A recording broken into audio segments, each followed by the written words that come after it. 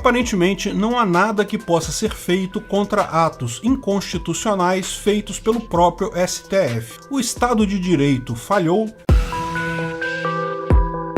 Esse é o Visão Libertária, sua fonte de informações descentralizadas e distribuídas. Recentemente, o ministro Luiz Roberto Barroso se reuniu com vários líderes de partidos no Congresso Nacional, numa clara ação política visando derrubar uma PEC, que era, na época, capitaneada pelo Executivo e que, até então, encontrava amplo apoio no Legislativo, a PEC do voto impresso. Não se sabe que tipo de argumentos Barroso usou nessas conversas, mas eles foram certamente argumentos bastante efetivos. De qualquer forma, uma ação direta da Suprema Corte junto ao Legislativo viola frontalmente a independência de poderes e o princípio da inércia jurídica, princípio basilar esperado de qualquer juiz. O juiz nunca toma iniciativa, ele é chamado a resolver um problema. Esse mesmo princípio foi frontalmente atacado com 3 ações criadas de ofício pela Suprema Corte visando investigar atos supostamente antidemocráticos e fake news contra o Supremo. Inquéritos novamente iniciados de ofício, sem provocação da PGR, claramente motivados politicamente. Mais do que isso, deram motivo a prisões ilegais de várias pessoas que estavam apenas se manifestando contra decisões do Supremo, bem como prisões de deputados e de um líder de partido, que afrontam completamente as normas constitucionais. No entanto, a Constituição, você sabe, é só um livro, um monte de papel rabiscado. Em tese, quem interpreta a Constituição é a própria Suprema Corte. Como resolver o problema da Suprema Corte que pratica atos inconstitucionais? Porque, por óbvio, como já fizeram antes, os ministros vão dizer que tais atos são sim constitucionais, por mais que afrontem claramente o que está escrito na Constituição. Ah, mas a Constituição incluiu o chamado sistema de freios e contrapesos. Um poder fiscaliza o outro. No caso da Constituição brasileira, o Senado, neste caso, pode fazer o impeachment de membros do Supremo que agem contra o interesse constitucional.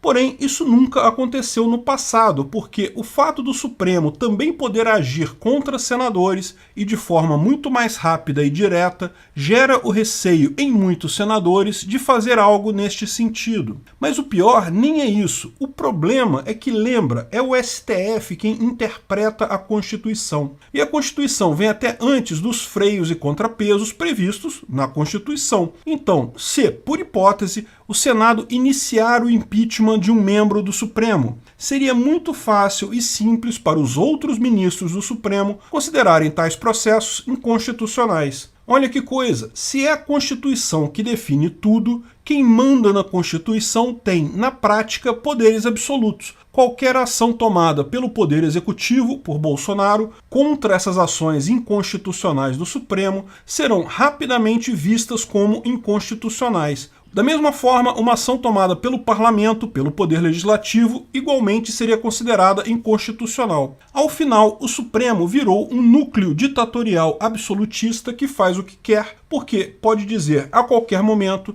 que suas ações são sim constitucionais e ponto final. Esse problema é notório em sistemas hierárquicos. No final, na ponta, sempre vai haver um poder absoluto. A situação atual política brasileira mostra muito facilmente que segregação de poderes, freios e contrapesos, Estado democrático de direito tem exatamente o mesmo nível de autoritarismo que qualquer ditadura.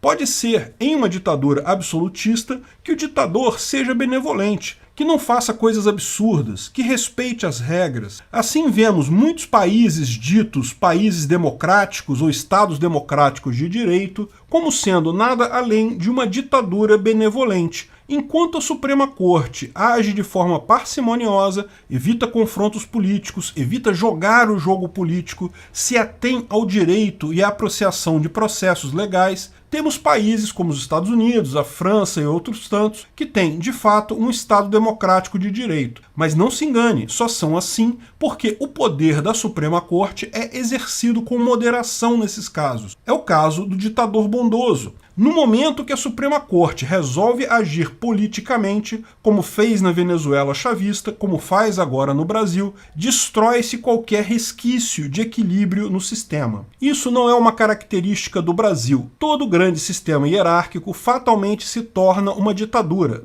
Essa regra é bem conhecida pelo pessoal da esquerda. Robert Michels, um sociologista italiano de origem alemã, que era abertamente socialista, muito ligado à política, se autodenominava anarco-sindicalista, expressava esse princípio básico já em 1911, chamando-o de Lei de Ferro da Oligarquia. Ele observou que democracia, eleições e coisa e tal funcionam muito bem em organizações pequenas em que as pessoas conhecem umas às outras. Se trata de um sistema que permite facilmente resolver conflitos inevitáveis em um grupo de pessoas que, por razões físicas, precisa conviver junto, por exemplo, um condomínio. Essa solução, porém, a solução da democracia, não tem escalabilidade. No momento que você tem uma organização hierárquica a partir de um determinado tamanho, um governo, um Estado democrático de direito, que se supõe controla milhões de pessoas via democracia, isso gera um problema. Se torna economicamente viável alguém viver dentro do sistema, corrompendo o mesmo. Uma pessoa que vive de explorar falhas do sistema tem o tempo todo do mundo para fazer isso. Prestar atenção às pautas, fazer lobby, fazer propaganda.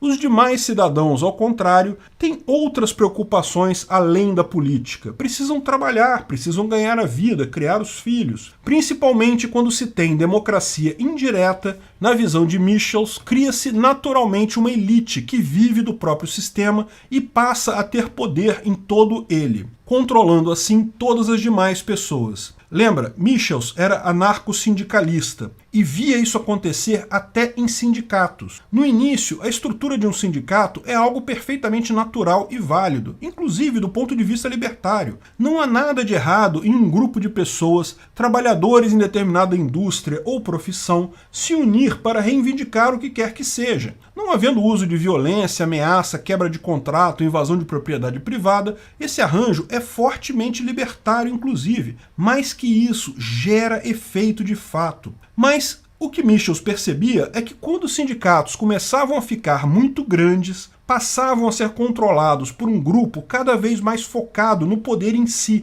cada vez mais usando os subterfúgios da eleição para aumentar o próprio poder. Cada vez mais ficavam distantes das preocupações dos trabalhadores em si. Veja que curioso, grandes empresas sempre partiram de fontes de poder. Empresas tipicamente tendem a crescer de um grupo de fundadores, sempre foram, de certa forma, equiparáveis a monarquias. Pessoas que nunca se furtaram a deixar claro que são donas da empresa. Podem até ser ditadores benevolentes, acatam sugestões e pedidos dos empregados, mas a empresa pertence a uma pessoa, ou um grupo de pessoas. A observação de Michels era que sindicatos que se propunham a ser coisas totalmente diferentes, democráticos e todo e tal, à medida que cresciam, pareciam-se cada vez mais com as próprias empresas. O poder ficava quase sempre no mesmo grupo e cada vez mais distante da base da pirâmide. A conclusão dele é que a oligarquia era uma característica de estruturas grandes, independente de como elas eram formadas. Ele via o mesmo problema nos partidos democratas e socialistas de então.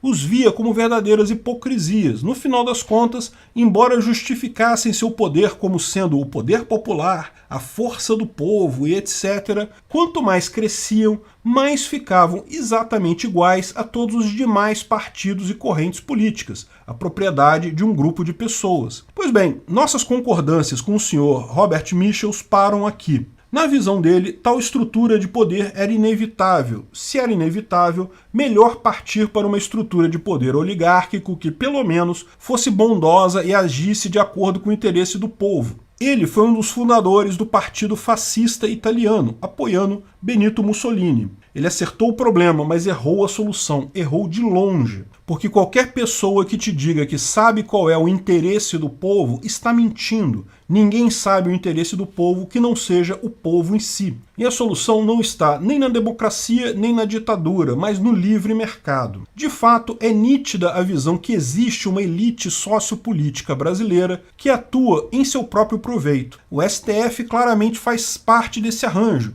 Mas ao contrário do que muita gente pensa, não serve à extrema esquerda do PT e do PSOL, serve aos políticos de centro-esquerda brasileiros, principalmente o PSDB e o PMDB. Essa estrutura se vê ameaçada no Brasil por Bolsonaro e reage por puro desespero. Não tenha dúvida, eles têm sim muito poder. Os membros do STF não estão comprando essa briga por eles mesmos. Existe um número significativo de políticos, burocratas, figuras ocultas de Brasília embalando e apoiando esses ataques do STF. E não é só aqui. Nos Estados Unidos, essa mesma elite se sentiu ameaçada por Trump e na Europa por um conjunto de líderes mais à direita. Muita gente chama isso de Deep State. Eu discordo disso no sentido de que não é uma organização formal. É ao contrário, o interesse de um grupo de pessoas que acaba agindo dessa forma. O fato é que a solução para o problema apontado por Michels não é usar mais violência para conter a violência. A ideia de usar uma violência maior para resolver a violência menor é um beco sem saída que falha todas as vezes que é tentado. A solução é muito mais simples que isso. É a informação descentralizada e distribuída. Os grupos que conseguem se alojar nas grandes estruturas e as explorar só conseguem fazer isso devido à assimetria de informação. Eles têm muito mais informação sobre o que está acontecendo que a média geral das pessoas. No momento que todos têm informação ampla, gratuita, acessível, duas coisas acontecem. Primeiro, que nos aproximamos mais do caso da democracia em pequenos grupos, em que todos conhecem todos e aí a democracia funciona. Mas principalmente a informação torna as estruturas hierárquicas desnecessárias e custosas. A solução para o princípio de ferro da oligarquia é a informação, e isso basta. Obrigado pela audiência. Esse vídeo foi um oferecimento de armataweb.com, cloud e serviços de data center, 100% de compromisso com a satisfação e privacidade dos clientes. Aceitamos Bitcoin. Veja o link na descrição do vídeo. Se você gostou desse vídeo, clique no like e compartilhe ele em suas redes sociais. Se inscreva no canal para nos ajudar, clicando no botão vermelho abaixo. Se quiser ser avisado de novos vídeos, clique no sininho ao lado. Até a próxima!